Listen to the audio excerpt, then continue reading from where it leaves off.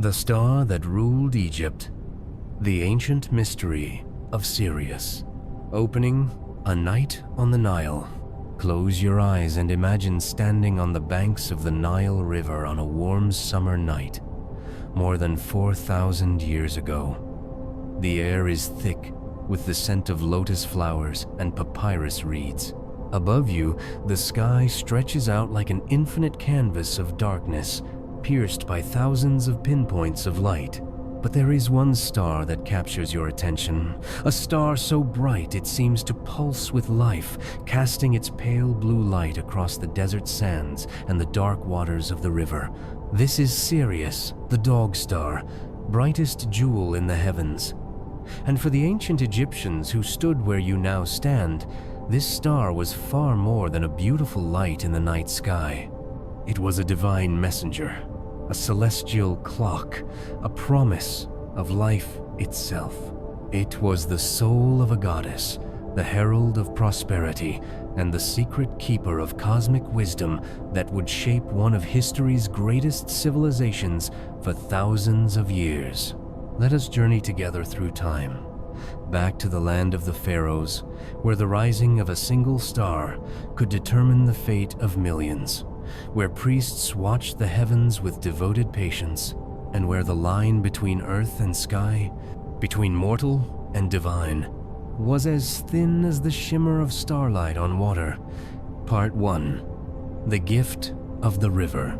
To understand why the ancient Egyptians were so captivated by Sirius, we must first understand the rhythm of their world.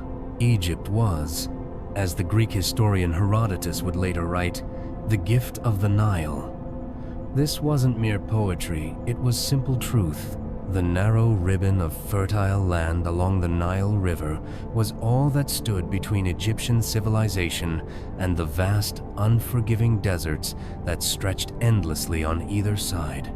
Every year, like clockwork ordained by the gods themselves, the Nile would rise. The waters would swell, spilling over the riverbanks, spreading across the floodplain in a vast sheet of muddy water.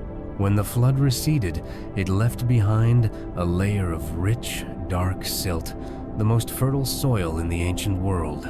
This annual inundation was the foundation of Egyptian prosperity, the source of their abundant harvests of wheat and barley, the reason Egypt could support cities, temples, armies, and the grandest monuments ever built by human hands.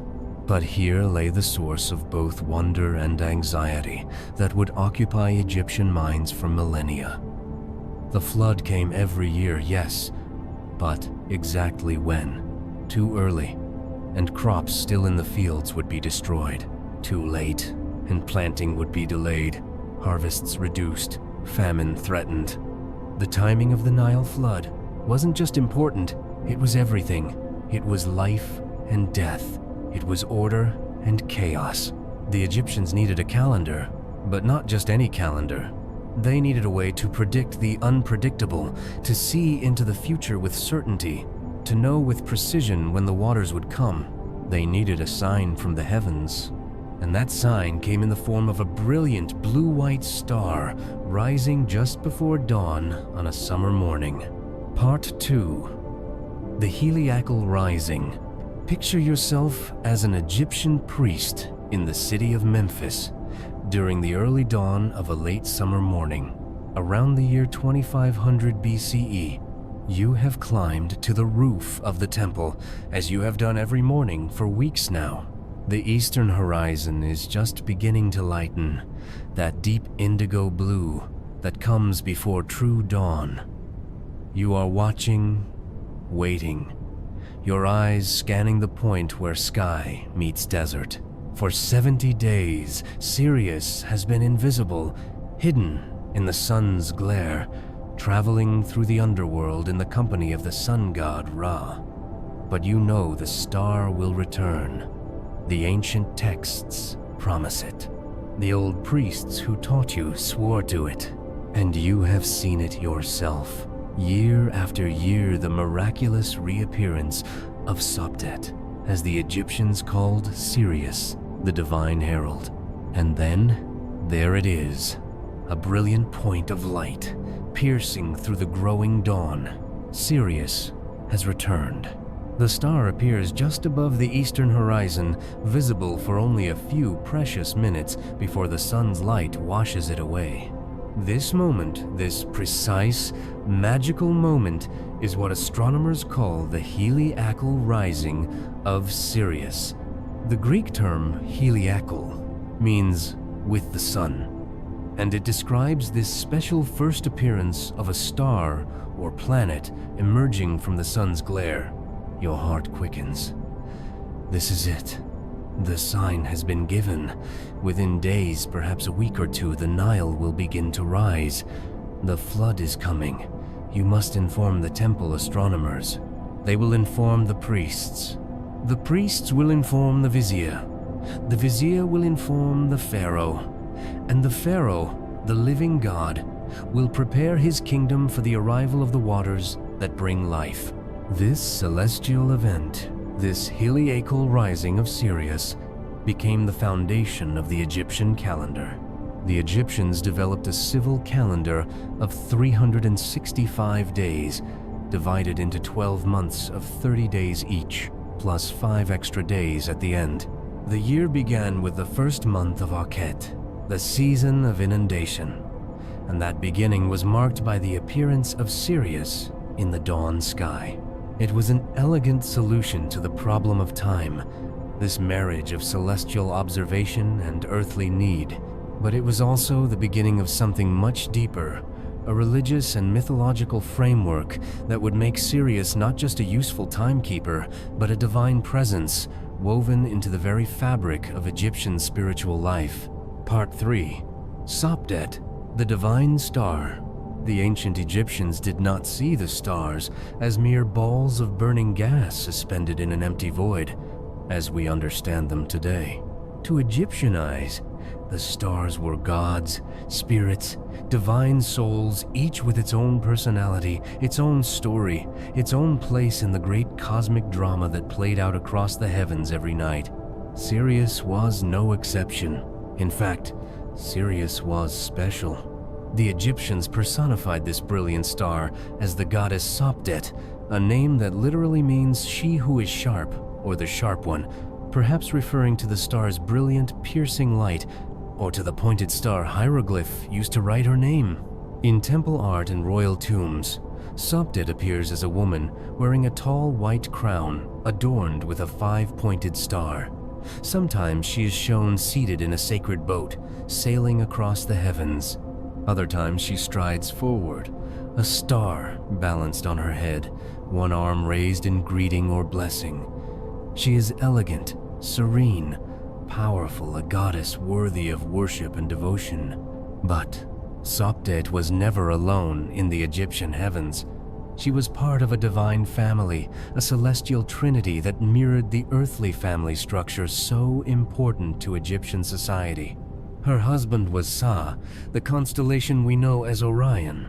The Egyptians saw Orion not as a hunter, as the Greeks would later imagine, but as the soul of Osiris, the great god of the afterlife, murdered by his brother Set and resurrected by the magic of his wife Isis.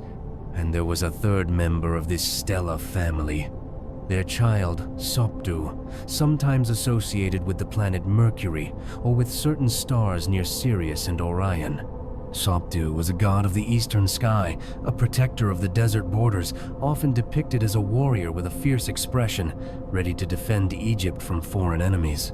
This celestial family, Sopdet, Sa, and Sopdu, sailed together across the night sky in their sacred boats, just as the gods were said to sail across the heavens in solar barks during the day. Their journey through the stars was the journey of all souls, the pattern of death and rebirth, the eternal cycle of existence. For the Egyptians, watching Sirius rise was not simply noting an astronomical event, it was witnessing the return of a goddess. It was seeing divine proof that the cycle would continue, that order would prevail over chaos, that life would triumph over death. Sopdet's return after her 70-day absence was like the return of Osiris from the underworld, a resurrection, a renewal, a promise that what was lost would be found again. Part 4. The goddess and the flood. The connection between Sopdet and the Nile flood wasn't just astronomical coincidence, it was divine purpose, at least in Egyptian belief. Sopdet wasn't simply marking the time when the flood would come. She was causing it, enabling it, blessing it with her divine presence.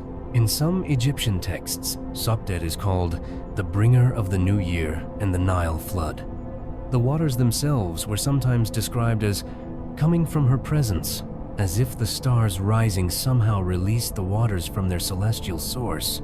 One ancient hymn describes the flood as the tears of Isis, linking Sopdet with the great goddess Isis, who wept for her murdered husband Osiris. These divine tears, falling from the heavens, swelled the Nile and brought life to Egypt. This wasn't metaphor to the ancient Egyptians, or, if it was metaphor of the deepest, most profound kind, where symbol and reality merged into one truth.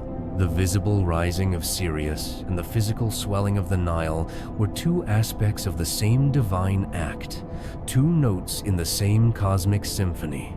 Imagine being a farmer in ancient Egypt, living in a small village along the Nile. Your whole life, your family's survival, depends on the flood. You've planted your faith in the cycle, but faith doesn't eliminate anxiety. Will the flood come? Will it be enough? Will your fields be watered, or will the waters pass by, leaving your land dry and barren? And then the word comes from the temple. Sopdet has risen. The goddess has returned. The flood is coming. Can you feel the relief? The prayers have been answered. The gods have not forgotten Egypt. The cycle continues. Sopdet, shining brilliantly in the dawn sky, is the visible proof of divine favor, the guarantee written in light across the heavens. This is why the Egyptian priests watched the sky so carefully. They weren't just astronomers, though they were certainly that. They were interpreters of divine will, readers of celestial messages. The reappearance of Sirius was a letter from the gods, and the priests were charged with reading it, understanding it, and conveying its message to the people. Part 5. The Star in the Pyramid Texts. To truly understand how deeply Sirius was woven into Egyptian religion, we must venture into the most sacred spaces of ancient Egypt, the burial chambers of the pharaohs themselves. In the Pyramid of Unas, the last king of the 5th dynasty, who ruled around 2375 BCE, the walls of the inner chambers are covered with hieroglyphic texts, the oldest religious writings in human history, known today as the Pyramid Texts. These texts are spells, prayers, and instructions meant to guide the deceased pharaoh through the dangerous journey of the afterlife. They describe the transformation of the dead king into an imperishable star, an Ach, a transfigured spirit, who would live forever among the gods in the heavens. And in these ancient texts, Sirius Sopdet appears again and again. One spell declares, "The king is Sopdet, green of head, alert of face. He is the one who comes from the water." Another text addresses the dead pharaoh. "Your sister Sopdet has grasped your hand. She causes you to enter the field of reeds." The field of reeds, or Aru, was the Egyptian paradise, a place of abundance and peace where the blessed dead would spend eternity. It was described as a perfected version of Egypt itself, with endless fields of grain, cool waters, and perpetual harvest. And Sopdet, the star goddess, was one of the guides who could lead the deceased to this blessed realm. But there's something even more specific and fascinating in these texts. The pharaoh's spirit is said to ascend to the sky to join the imperishable stars, those circumpolar stars that never set below the horizon, that circle endlessly around the celestial pole. Yet the pharaoh is also associated with Orion, Sa, and Sirius, Sopdet, stars that do rise and set, that do disappear below the horizon for part of the year. This presents a beautiful mystery, a puzzle that scholars still debate. Perhaps the pharaoh's soul was believed to have multiple aspects, some imperishable and fixed in the northern sky, others cyclical and renewed, following the pattern of Osiris and Sopdet through death and resurrection. Perhaps the symbolism was intentionally layered, reflecting the Egyptian comfort with paradox and multiple simultaneous truths. What's clear is that Sopdet was more than a time marker. She was a psychopomp, a guide of souls, a bridge between earth and heaven. To watch Sirius rise was to see the pathway that all souls must travel, the promise that death was not an ending but a transformation, a new beginning written in the stars. Part 6. The Temple Alignments. The ancient Egyptians didn't just watch the stars, they built with them. They constructed their most sacred buildings, their temples and monuments, with careful attention to celestial alignments. And Sirius, as one of the most important stars in their religious cosmos, naturally played a role in this sacred architecture.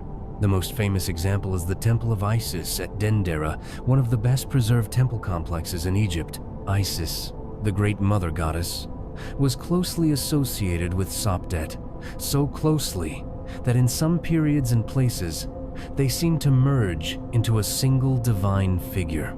The temple at Dendera was oriented so that light from the rising of Sirius would illuminate the inner sanctuary on certain sacred days.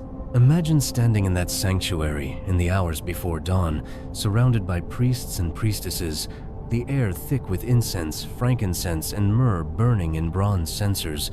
The walls around you are covered with images of Isis, Osiris, Horus, and Hathor, painted in brilliant colors that seem to glow in the lamplight. Everyone is waiting, watching the eastern doorway. And then it comes a single ray of pale blue-white light, shooting through the carefully aligned doorways and corridors, penetrating deep into the heart of the temple, illuminating the statue of the goddess herself. For a few precious moments, divine and earthly light merge. Sopdet has entered her earthly house. The goddess is present. This wasn't accidental architecture. Every measurement was calculated, every angle considered, every stone placed with the stars in mind. The temple itself became an instrument of astronomical observation, a giant sundial and star clock combined, a place where the boundary between earth and heaven grew thin enough to cross. Other temples show similar alignments. The great temple of Abu Simbel, carved into a mountainside by Ramesses II, is aligned so that twice a year, on dates near the pharaoh's birthday and coronation, sunlight penetrates the entire length of the temple to illuminate statues of the gods in the inner sanctuary. While this is a solar rather than stellar alignment, it shows the same principle. The architecture of the sacred must mirror the architecture of the heavens.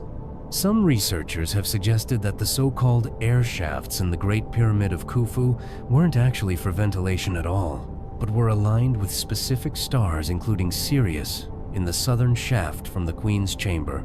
The alignment was supposedly precise for the time of the pyramid's construction, around 2500 BCE, when Sirius would have been visible through the shaft at its culmination point in the night sky. This theory remains debated among Egyptologists, but the idea is tantalizing. Was the Great Pyramid itself a kind of resurrection machine, with shafts pointed toward the stars where the pharaoh's soul would travel? Was it designed to launch the king's spirit toward Sopdet and Orion, toward the imperishable stars, toward eternal life? Whether or not this specific theory is true, there's no doubt that the Egyptians built with the cosmos in mind. Their sacred architecture was star architecture. Their temples were observatories. Their monuments were messages written in stone to be read by both gods and humans, both now and forever. Part 7. The Calendar Mystery. Now we come to one of the most intriguing puzzles in the Egyptian relationship with Sirius, a mystery that involves mathematics, astronomy, and the slow, patient observation of the heavens over centuries. The Egyptian civil calendar, as we mentioned, had 365 days. This is very close to the actual solar year, which is approximately 365.25 days. But very close isn't exact, and that quarter-day difference matters. It means that every 4 years, the calendar would drift by 1 full day relative to the actual solar year. Over time, this drift would accumulate. After 120 years, the calendar would be off by a full month. After 1,460 years, the calendar would have drifted through all the seasons and back to its starting point. This 1,460-year cycle is called the Sothic cycle, named after Sothis, the Greek name for Sirius. The Egyptians were aware of this drift. They knew that the heliacal rising of Sirius, the actual observed return of the star in the dawn sky, would gradually move through their civil calendar, falling on different calendar dates over the centuries. But here's what's remarkable. They didn't fix it. The Egyptians had the mathematical knowledge to create a more accurate calendar. They could have added a leap day every 4 years, as the Julian calendar would later do. But they chose not to. They maintained their 365-day calendar for thousands of years, despite knowing it drifted. Why? Scholars have puzzled over this question. One theory is that the Egyptian calendar served multiple purposes. The civil calendar was used for administrative purposes, taxes, festivals, official records. It was convenient to have a calendar with 12 nice, neat 30-day months. But alongside the civil calendar, the Egyptians also tracked the lunar calendar for some religious festivals, and the agricultural calendar, which was based on the actual observed phenomena, including, crucially, the heliacal rising of Sirius. So, an Egyptian priest or scribe might live with 3 overlapping calendar systems simultaneously. The civil calendar for official business, the lunar calendar for certain religious observances, and the Sirius-based system for agriculture and the natural world. Rather than seeing this as confusion, we might see it as a sophisticated recognition that different kinds of time require different kinds of measurement. There's also a deeper, more spiritual possibility. Perhaps the Egyptians saw something meaningful in the drift itself, in the slow dance between stellar time and civil time. The Sothic cycle was longer than any individual human life, longer than any single dynasty. It was a cosmic clock ticking on a scale that transcended human concerns, a reminder that the gods worked on a different time scale than mortals. Ancient records tell us that the heliacal rising of Sirius coincided with the first day of the Egyptian civil calendar during the reign of Amenhotep I around 1543 BCE, and again in 139 CE during the Roman period. These coincidences, when stellar time and calendar time realigned, were seen as significant, even magical moments. They were new Sothic cycles beginning, cosmic resets, opportunities for renewal on the grandest scale imaginable. Part 8. Sirius in Daily Life.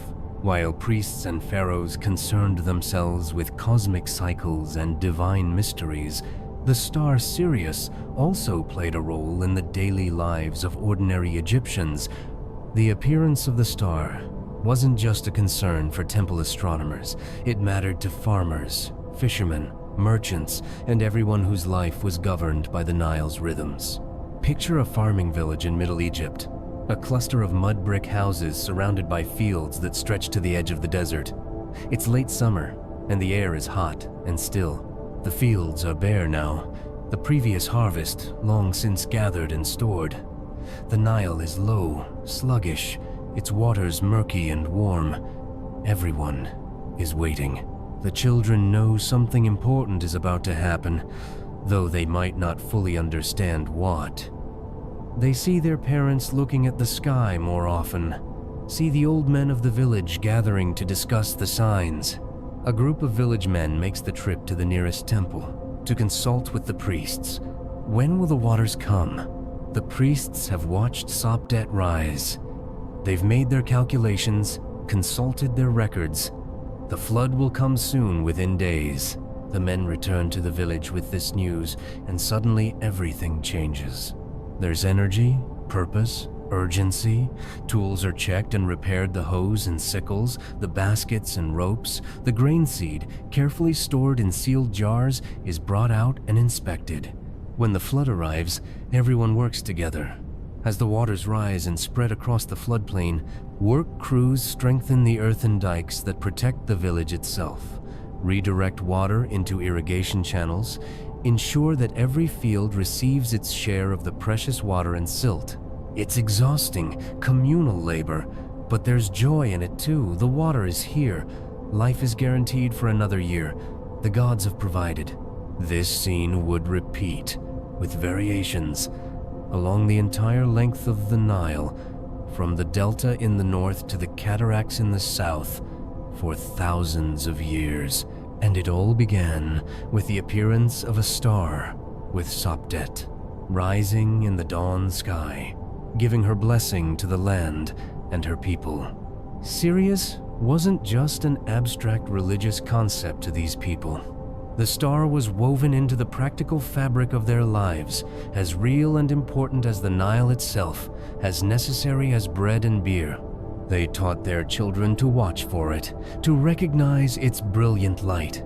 They marked its appearance with small household festivals, offerings of food and drink, prayers of gratitude. In the markets of Egyptian towns, the appearance of Sirius marked a transition. Fish prices would change as the flood approached. Certain fish became more or less plentiful as the river's character changed. Merchants adjusted their trading schedules, knowing that river transport would soon become difficult as the waters rose. Potters and brickmakers worked frantically to complete their work before their clay pits flooded. The star's appearance was news, gossip, an event discussed and debated. Old people would compare each year's timing to previous years, noting whether Sopdet had come earlier or later, arguing about what it meant for the coming season. Young people would count the days from Sopdet's rising to the arrival of the flood, trying to understand the pattern, learning the ancient knowledge that kept Egypt alive. Part 9. The Star Books and Sacred Knowledge. As Egyptian civilization matured and grew more sophisticated, so did its astronomical knowledge. By the New Kingdom period, 1550 to 1077 BCE, Egyptian priests had accumulated detailed observations of the night sky stretching back centuries. This knowledge was recorded in what Egyptologists call star clocks or diagonal star tables, texts that tracked the movements of stars and constellations through the hours of the night and the days of the year. These texts appear on the ceilings of tombs, painted in white and yellow on blue backgrounds that represented the night sky. They show various stars and constellations, including Sopdet, along with grids that allowed priests to tell time during the night by observing which stars appeared at which positions. One of the most complete examples comes from the cenotaph of Seti I at Abydos, dating to around 1290 BCE. The ceiling shows the night sky divided into sections, with different stars marking each hour of the night. Sopdet appears prominently, along with Sa, Orion, and various other important celestial bodies. These weren't just decorative, they were functional astronomical texts meant to serve the deceased in the afterlife, but also representing genuine observational knowledge. The priests who created these star clocks had spent years, sometimes entire lifetimes, watching the sky, noting the positions of stars, recording their movements, passing their knowledge to the next generation. This accumulated wisdom was kept in temple libraries, recorded on papyrus scrolls, protected and preserved as sacred knowledge. The House of Life, as these temple libraries were called, served as centers of learning where scribes copied astronomical texts, where young priests learned to read the stars, where the secrets of the heavens were maintained and transmitted, access to this knowledge was restricted. Not everyone could become a priest astronomer. It required years of training, learning to read and write hieroglyphics, mastering mathematics, memorizing the appearances and behaviors of countless stars and constellations. It required dedication, intelligence, and perhaps most importantly, patience. The patience to watch the sky, night after night, year after year, building an understanding of celestial patterns through direct observation. Sopdet, as the most important star in the Egyptian heavens, received special attention in these texts. Priests recorded not just the date of her heliacal rising each year, but also detailed observations of her brightness, color, and position relative to other stars. They noted variations years when she appeared especially bright, or when atmospheric conditions made her difficult to see, or when she rose at a slightly different point on the horizon. Some of this knowledge served practical purposes. Knowing the precise timing of Sopdet's rising helped predict the flood. Understanding her movement through the sky helped in navigation, both on the Nile and in the Red Sea, where Egyptian ships traded with Punt and other distant lands. But much of the knowledge was kept for its own sake, for the sheer purpose of understanding the cosmos, of reading the divine message written in the stars. Part 10. The Star in Art and Symbolism. The image of Sopdet appears throughout Egyptian art, in contexts both grand and intimate. We find her in royal tombs and temple walls, yes, but also on smaller objects. Amulets worn for protection, painted on coffins, carved into offering tables, even appearing in jewelry. In the tomb of Pharaoh Seti, one of the most beautifully decorated tombs in the Valley of the Kings, the ceiling of the burial chamber recreates the night sky in stunning detail. Among the constellations sailing across that painted heaven, Sopdet appears in her sacred boat, a star on her head, her arms outstretched as if embracing the deceased pharaoh. The image is serene and powerful at once. Sopdet doesn't rush or struggle. She moves with the stately grace of a queen, sailing the eternal waters of the sky. The artist has captured something essential about the Egyptian understanding of the cosmos: that the heavens are orderly, that the movements of the stars follow divine law, that there is purpose and meaning in the celestial dance.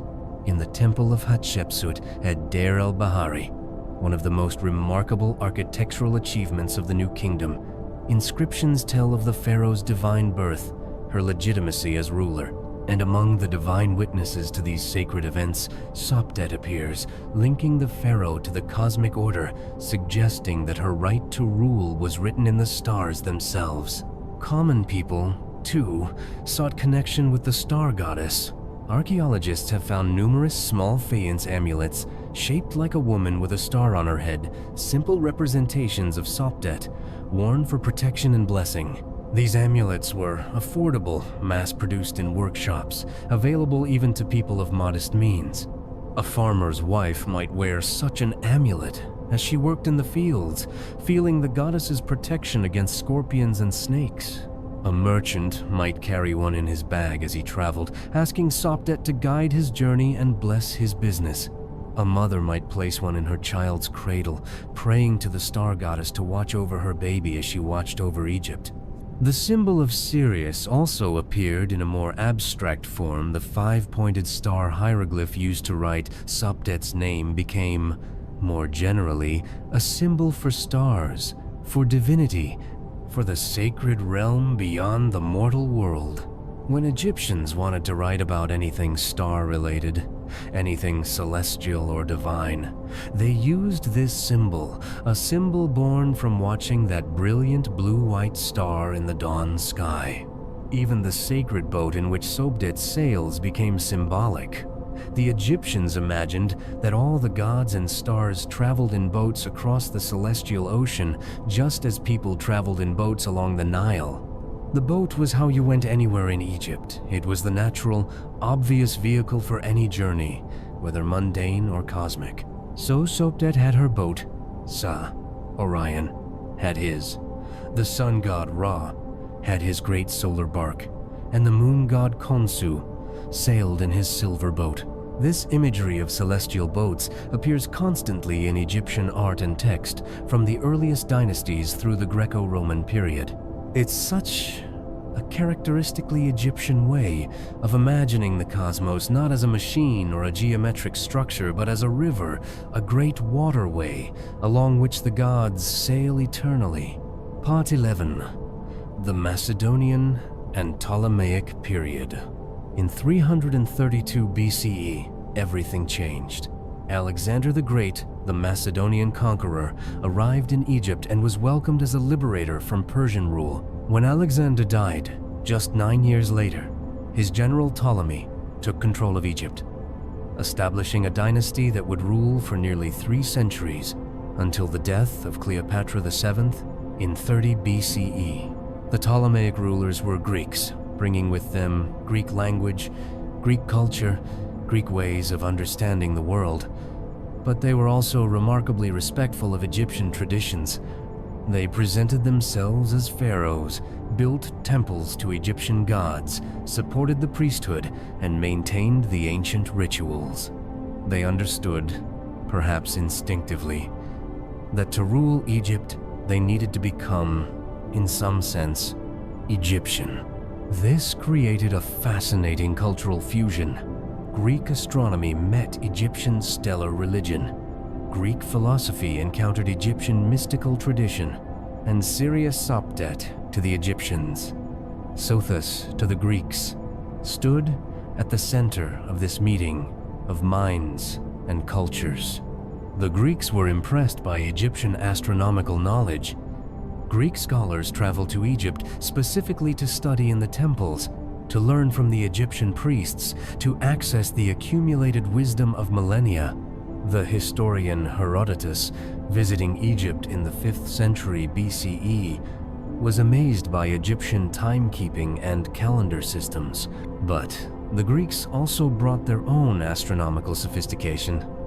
They had geometric models of planetary motion, theories about the nature of stars, mathematical tools for calculating celestial positions. The meeting of Greek and Egyptian astronomy produced remarkable results.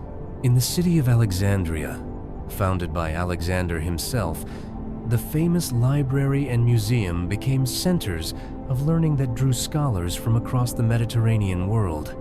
Here, Egyptian priest astronomers worked alongside Greek mathematicians and philosophers. They compared observations, shared methods, debated theories.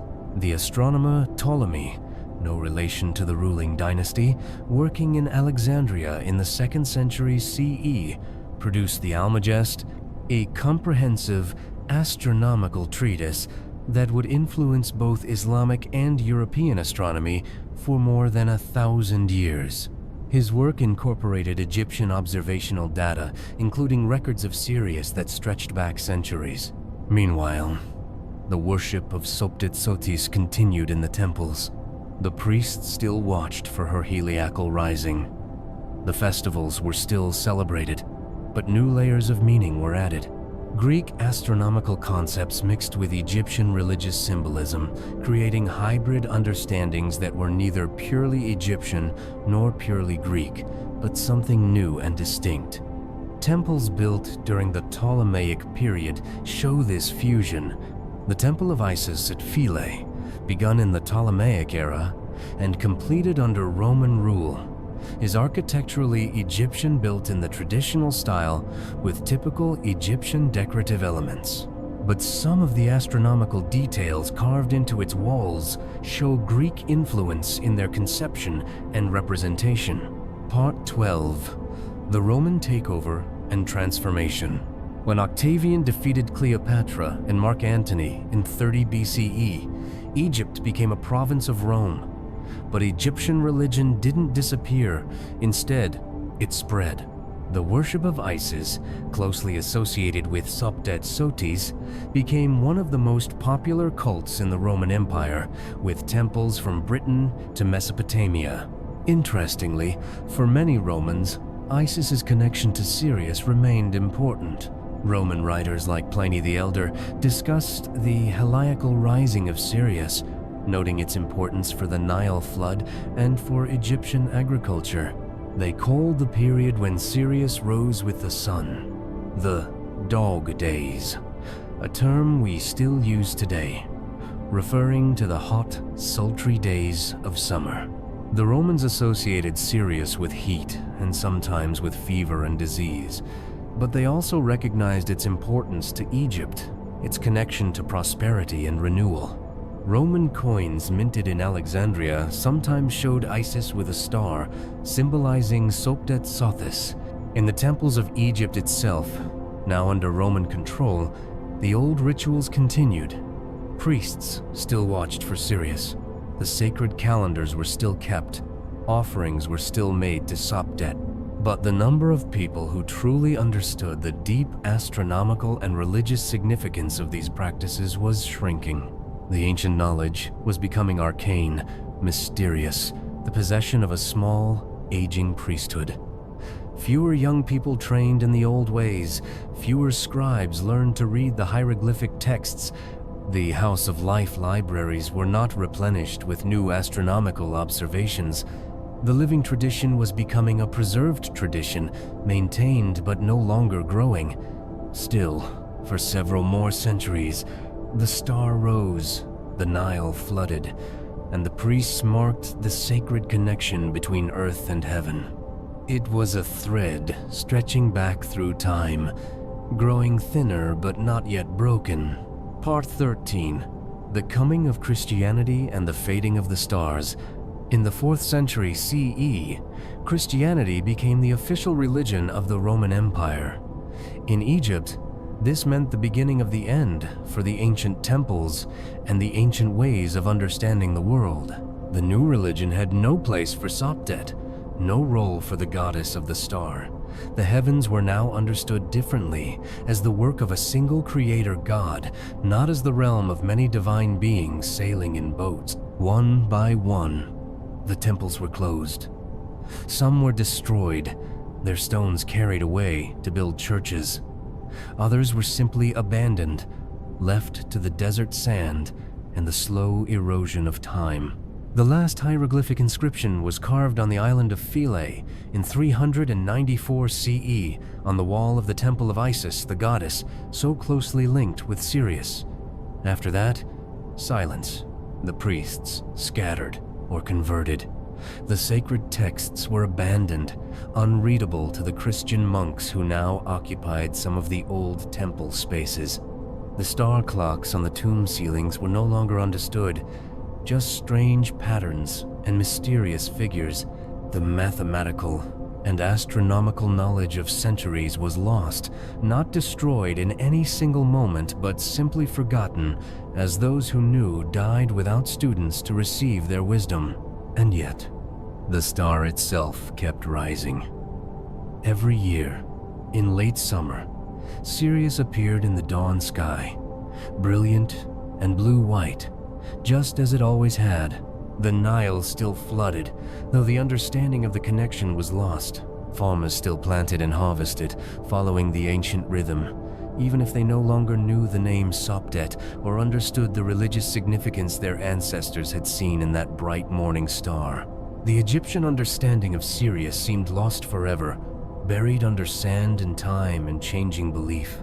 The knowledge that priests had accumulated over thousands of years, the observations and calculations, the religious texts and astronomical records, all of it became inaccessible, mysterious, a closed book. Part 14. The Rediscovery. Jump forward now to the early 19th century.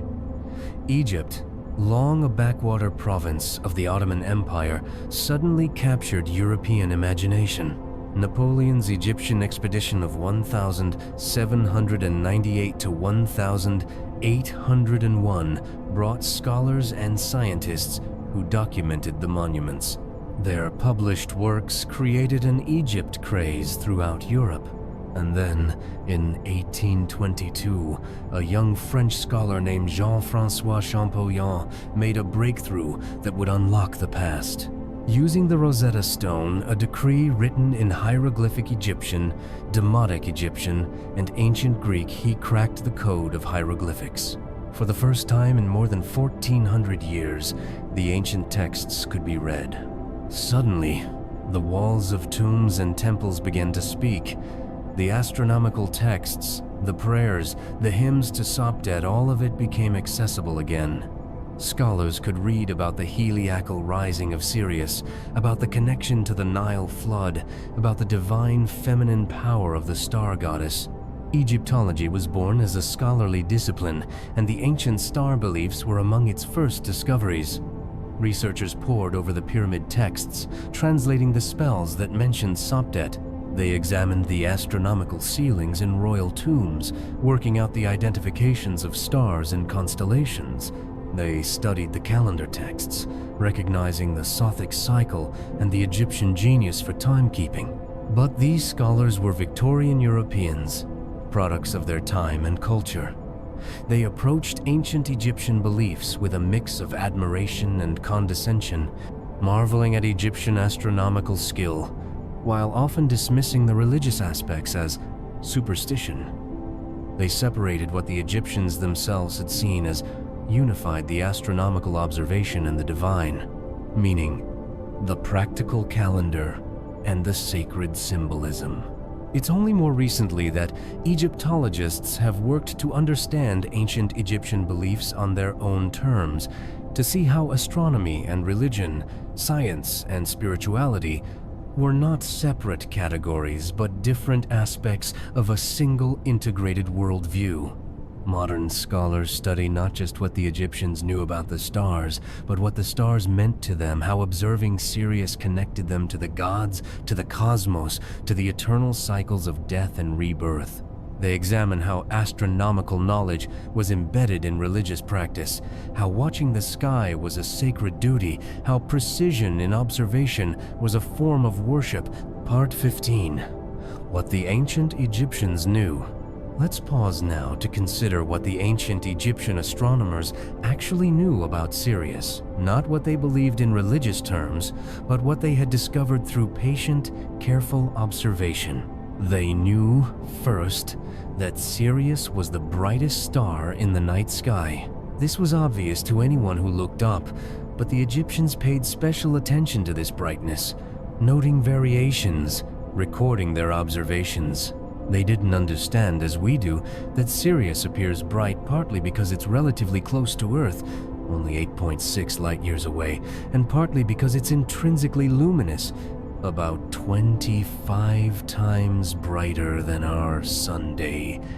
But they knew its appearance, its character, its light. They knew that Sirius disappeared from the night sky for about 70 days each year, hidden in the sun's glare. They understood this wasn't because the star ceased to exist. Their texts make clear that Sopdet was journeying through the underworld during this period, traveling with Ra. This was a primitive but functional explanation for the phenomenon we now understand as the star being positioned too close to the sun in our sky to be visible. They knew the heliacal rising of Sirius was a reliable marker for the coming of the Nile flood. This observation was crucial, built up over centuries or perhaps millennia. They noticed the correlation and, over many generations, confirmed its reliability. The star's return preceded the flood by a predictable interval, usually between 1 and 4 weeks, depending on location along the Nile. They knew that the heliacal rising moved through their calendar year, taking 1,460 years to cycle completely. This required record-keeping across many generations, comparing observations from the distant past with current observations.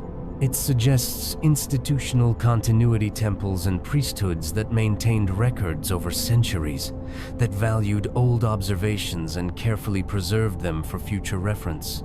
They knew the relative positions of Sirius and Orion in the sky.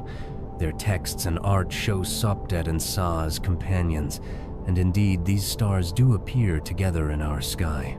Orion rises before Sirius, and the Egyptians incorporated this into their mythology, Sa preceding Sopdet across the heavens, the god Osiris and the goddess Sopdet journeying together.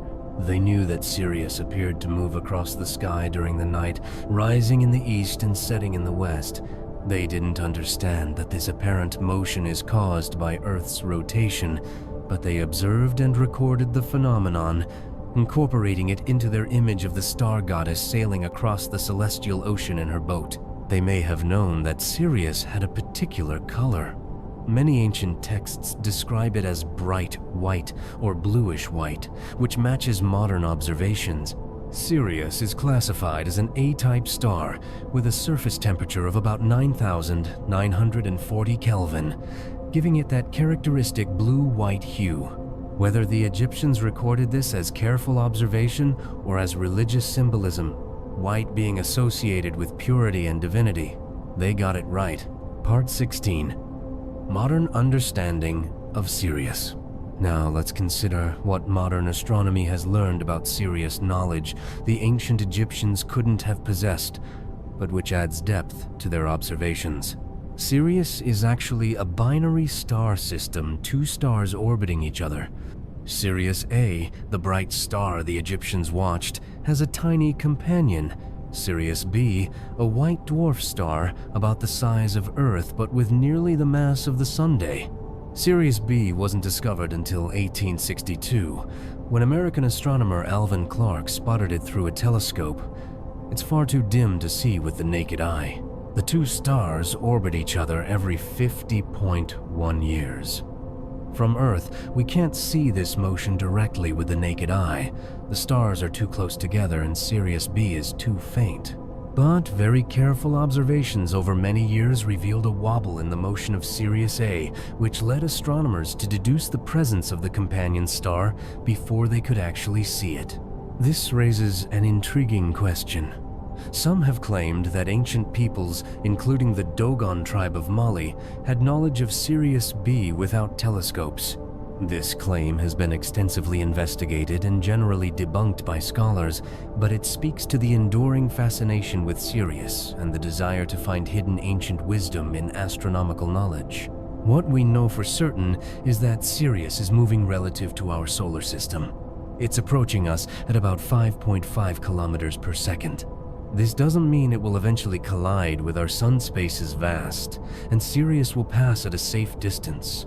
But it does mean that over very long time scales, Sirius's position in our sky changes, its brightness varies, and eventually, tens of thousands of years from now, it will no longer be the brightest star in our night sky. The ancient Egyptians observed Sirius across several thousand years of their civilization.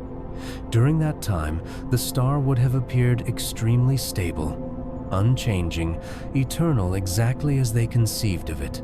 The much longer-term changes in its position and brightness were far too slow to detect with their methods.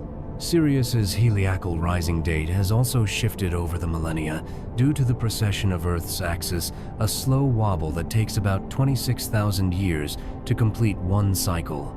This means that the correlation between Sirius's rising and the Nile flood, so important to the ancient Egyptians, was itself a temporary phenomenon, lasting only for the several thousand years of ancient Egyptian civilization.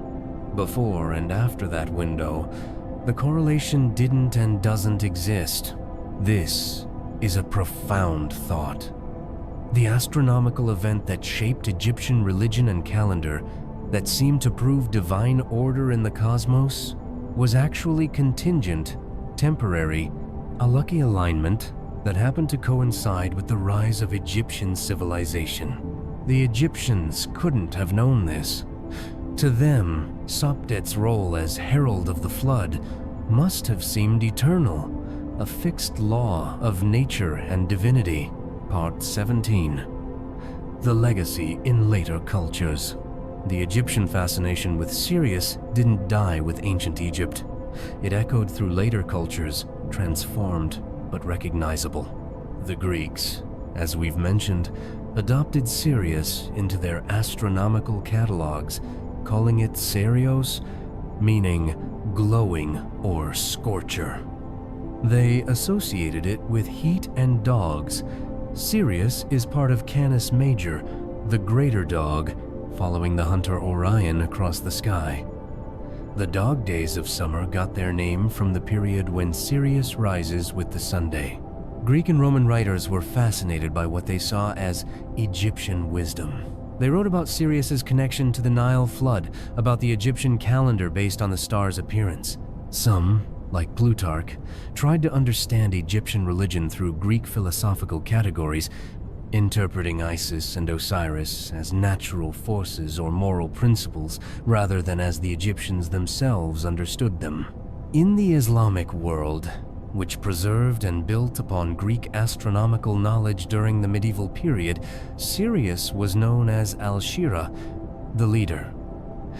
Islamic astronomers studied Sirius carefully, measured its position precisely, incorporated it into their star catalogs. The Quran mentions Sirius by name in Surah An-Najm, the star, calling it the Mighty One, another echo of the star's ancient significance. European astronomy in the Renaissance and Enlightenment studied Sirius as one of the brightest and most important stars. Edmund Halley, famous for his comet, noticed in 1718 that Sirius had moved relative to the positions recorded by ancient Greek astronomers, the first evidence that stars themselves moved, that they weren't fixed, as had been believed for millennia. This discovery of proper motion, the actual movement of stars through space, was revolutionary. It expanded the scale of the universe, suggesting that stars were distant suns, each potentially moving on its own path through vast cosmic space.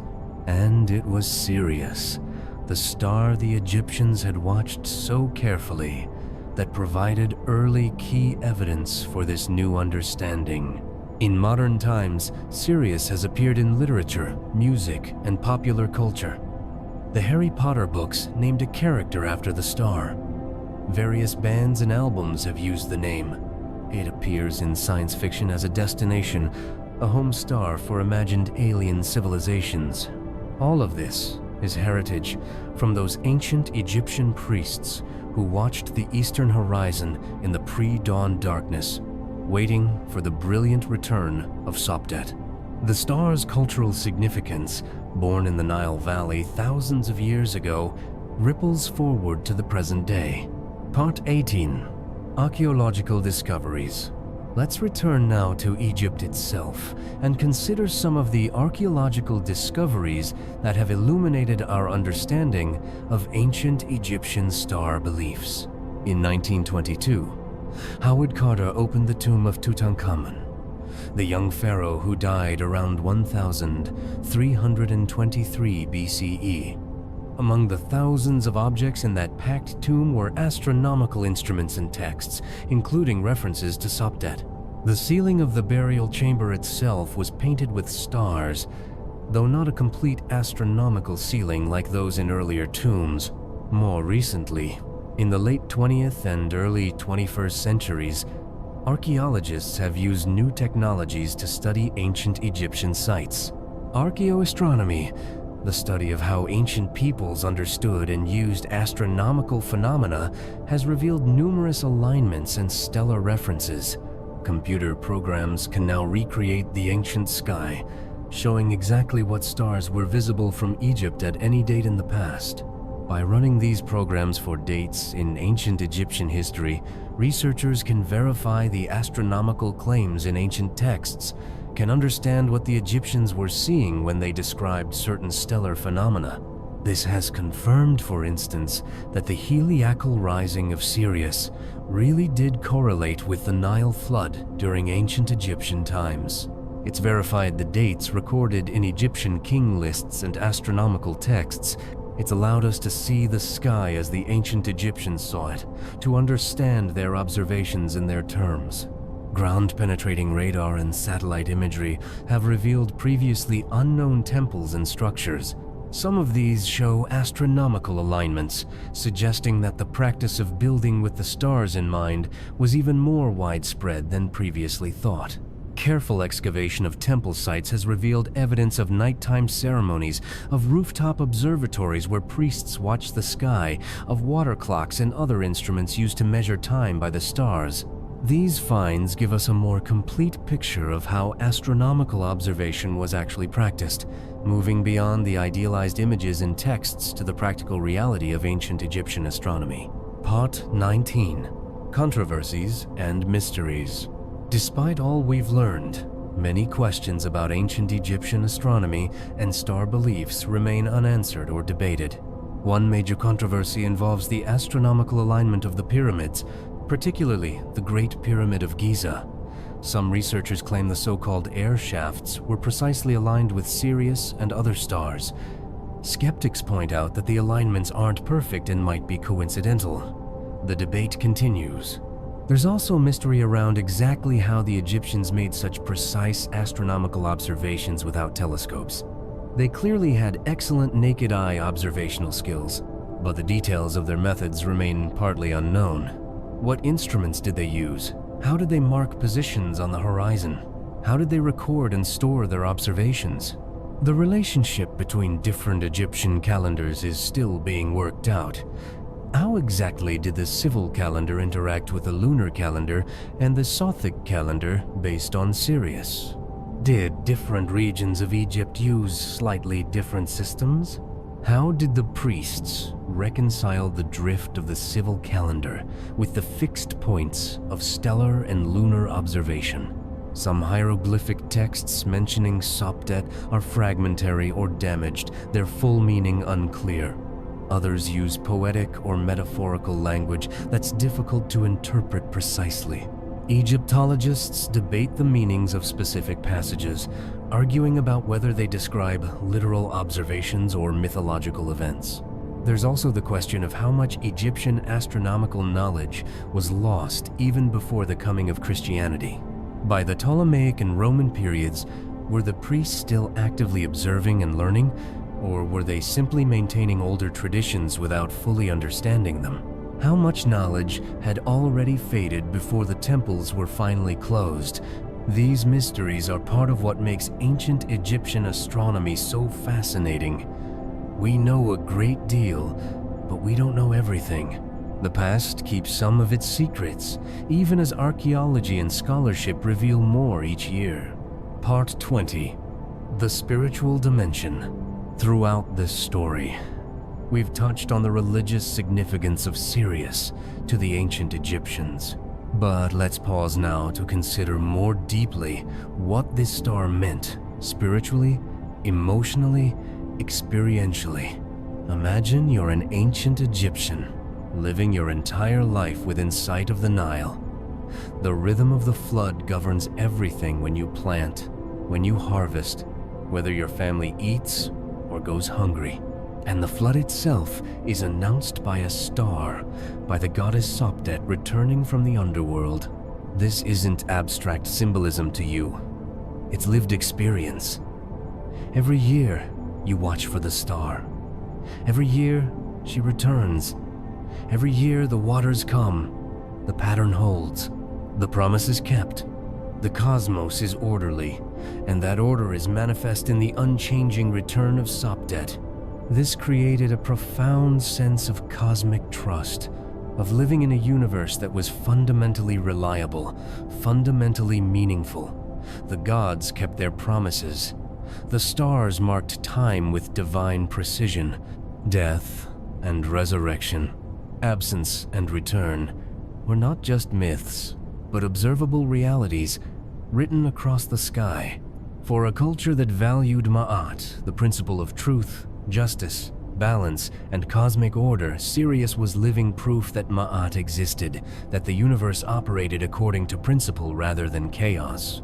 The star's return was Ma'at in action, observable divine order. When an ancient Egyptian looked at Sirius, they saw continuity stretching back to the beginning of time and forward to eternity. Their ancestors had watched this same star. Their great-great-great-grandchildren would watch it still. The star was a bridge across generations, a fixed point in the flow of time. The spiritual comfort this must have provided shouldn't be underestimated.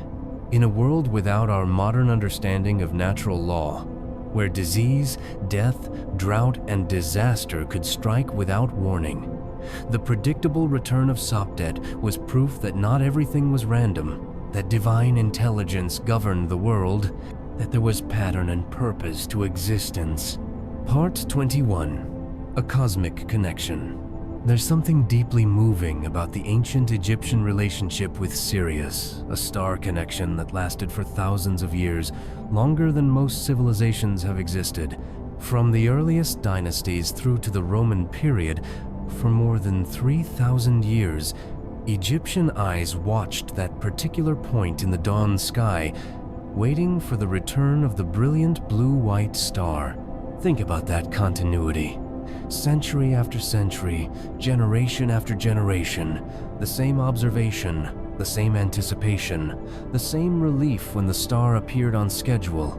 Priests who never met, separated by 1,000 years of history, shared the same experience, watched the same star, felt the same sense of divine connection. This is one of the longest continuous religious and astronomical observations in human history. The star became a thread connecting past and future, linking pharaohs and farmers, priests and common people, the living and the dead, earth and heaven. And all of it began with some unknown Egyptian, perhaps 5,000 years ago or more, looking up at the brilliant star and noticing that its appearance coincided with the swelling of the river. That observation, that moment of recognition, shaped a civilization. It's a reminder of how much our understanding of the world begins with simply paying attention, with watching, with noticing patterns. The ancient Egyptians didn't have scientific instruments, didn't have physics or astronomy as we understand them, but they had patience, they had memory, they had the discipline to observe and record, and from those observations, they built a worldview, a calendar, a religion, a culture. Part 22. The Sky Today. Let's bring our story to the present. Look up at the night sky from Egypt today, and you can still see Sirius. The star hasn't changed in any way perceptible to human observation over the course of recorded history. It's still the brightest star in the night sky, still brilliant blue-white, still rising in the same region of the sky where the ancient Egyptians watched for it. The heliacal rising of Sirius still happens, though now it occurs in early August by our modern calendar due to the precession of Earth's axis. And the Nile no longer floods not since the completion of the Aswan High Dam in 1970. The ancient rhythm, the pulse that sustained Egyptian civilization for millennia, has been stopped by modern engineering. This is progress, certainly. The dam provides electricity, controls flooding, allows year-round irrigation. Egypt's population has grown far beyond what the natural flood cycle could support. But something has been lost too, that direct, visceral connection between sky and earth, between star and river, between divine and human worlds. Modern Egyptians don't watch for Sopdet's return. They don't mark the year by her appearance. The goddess's temples are tourist attractions now. Her hieroglyphic name, something that requires scholarly interpretation rather than lived understanding. The continuity has been broken, the thread cut, and yet the star still shines. On a clear night, away from the light pollution of Cairo and Alexandria, you can see Sirius blazing in the southern sky just as the ancients saw it. The photons that strike your eye left that distant star 8.6 years ago, traveling across the void of space. Some of those photons might have passed near ancient Egyptian temples on their way to your retina, as if carrying messages from the past. Part 23. What we can learn. What can we, modern people living in our technological age, learn from the ancient Egyptian reverence for Sirius? What wisdom might we draw from their patient observation of the heavens? First, perhaps, the value of sustained attention. The Egyptian priests watched the sky not for weeks or months, but for centuries, for millennia. They built knowledge slowly, patiently, through accumulated observation passed from generation to generation. In our age of instant information, there's something valuable about this model of slow, patient, disciplined study. Second, the integration of practical and spiritual. The Egyptians didn't separate their calendar making from their religion, their astronomy from their mythology. The observation of Sirius served both to predict the flood and to connect with the divine. We might question whether we've lost something by separating our scientific understanding from our search for meaning and purpose. Third, the recognition that we live in a cosmos, not just an environment. The Egyptians saw themselves as part of a larger pattern that included the stars, the river, the desert, the gods. Modern science has given us an even grander view of the cosmos we know now, about galaxies and quasars, about the Big Bang and the expanding universe, about our place in a cosmos billions of years old and billions of light years across. Yet do we feel connected to that cosmos the way the ancient Egyptians felt connected to their sky? Fourth, the importance of marking time with meaning. The Egyptian year began with the rising of Sopdet, a beginning marked by a star charged with religious significance, connected to the life-giving flood. How do we mark our time? What gives our calendar meaning beyond the merely conventional? Part 24. The Eternal Return. The ancient Egyptians believed in cycles in death and resurrection, absence and return. The sun died each evening and was reborn each dawn. Osiris was killed and resurrected, and Sopdet disappeared into the underworld only to return brilliant and renewed 70 days later. This cyclical understanding of time contrasts with the linear view more common in modern Western thought, where time is an arrow shooting from past to future, where progress is measured by moving forward, where the new replaces the old. But perhaps the Egyptian view captures something true. The seasons do cycle. The planet orbits the sun repeatedly. Stars appear, disappear, and return to our sky. Our bodies follow circadian rhythms tied to Earth's rotation.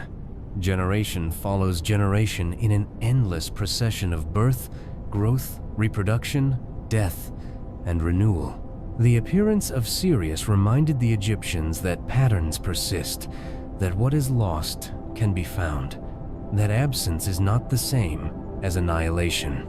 In a culture that built monuments meant to last forever, that mummified bodies to preserve them for eternity, that wrote texts on stone so they could be read by the unborn, the annual return of Sopdet was both promise and proof that permanence was possible, that the eternal could touch the temporal. The star rose over temples that are now ruins. It shone on pharaohs whose names are now known only to scholars. It witnessed the birth, flowering, and eventual transformation of one of history's greatest civilizations. And through all that change, the star itself remained constant, reliable, eternal, or as close to eternal as anything in human experience. Part 25. The Science and the Story. Throughout this exploration, we've moved between two ways of understanding Sirius, the modern scientific understanding of a binary star system 8.6 light-years away, and the ancient Egyptian understanding of Sopdet, the divine herald of the flood. These aren't contradictory views so much as complementary perspectives. Science tells us what Sirius is: a massive, hot star with a white dwarf companion, moving through space, emitting light across the electromagnetic spectrum. The Egyptian story tells us what Sirius meant, how it connected to human life, how it was woven into culture and religion, how it affected the thoughts and feelings of millions of people across thousands of years. Both perspectives are valuable. The scientific view expands our understanding of the physical universe, places us in a cosmos of almost unimaginable scale and complexity. The cultural historical view connects us to our human past, reminds us that people have always looked up at the stars and found meaning there. The ancient Egyptians couldn't have known that Sirius was another sun, couldn't have measured its temperature or mass or distance, but they knew something equally important: that this star marked the rhythm of life, that its appearance connected them to the divine, that generation after generation of their ancestors had watched this same light and found in it both practical guidance and spiritual comfort. We know things about Sirius that would have astonished and delighted the Egyptian priests. We know the star has a companion, that it's moving through space, that it's much larger and hotter than our sun, that the light we see left the star's surface more than 8 years ago. But do we value that knowledge as deeply as the Egyptians valued theirs? Does our scientific understanding connect us to the cosmos with the same intensity that their religious understanding connected them? Closing, a light in the dawn. As our journey through time comes to an end, imagine one more time that you're standing by the Nile at dawn, but now you're standing in all times at once. You're there with the priest of the Old Kingdom, watching for Sopdet's return. You're there with the farmer of the Middle Kingdom, anxious about the coming flood. You're there with the astronomer of the Ptolemaic period, recording observations in a temple library. You're there with the modern Egyptologist, trying to understand what the ancients saw and thought and believed. Above you, the sky is growing light. The darkness that revealed thousands of stars is fading. But there, just above the eastern horizon, a single brilliant point of light remains visible. Sirius, Sopdet, the dog star, burning blue-white in the growing dawn. In this moment, past and present merge. The photons entering your eye left that distant star 8.5 years ago, but the pattern of light, the image of the star, is the same pattern seen by every Egyptian who ever watched for this moment. The same star, the same light, the same dawn. For just a moment, the vastness of time collapses. You're connected to everyone who ever watched this star, to the first person who noticed its correlation with the flood, to the priests who made it the foundation of their calendar, to the artists who painted it on tomb ceilings, to the farmers who saw in it the promise of life, to the dying who hoped to join it in the sky. The sun is rising now. Sirius fades from view, invisible in the solar glare, beginning its 70-day journey through the underworld. But you know, as surely as the ancient Egyptians knew that the star will return, the cycle will continue. The pattern will hold, and for another day, another year, another age, the secret of Sirius remains what it has always been: that in the vastness of the cosmos, in the overwhelming complexity of existence, there are still patterns, still rhythms, still connections between above and below, between past and future, between the stars and us. The story of ancient Egypt's star belief is really the story of human beings trying to understand their place in the universe, trying to find patterns in chaos, trying to connect the mundane and the sacred, the earthly and the divine. It's a story that began in the Nile Valley more than 5,000 years ago and continues today.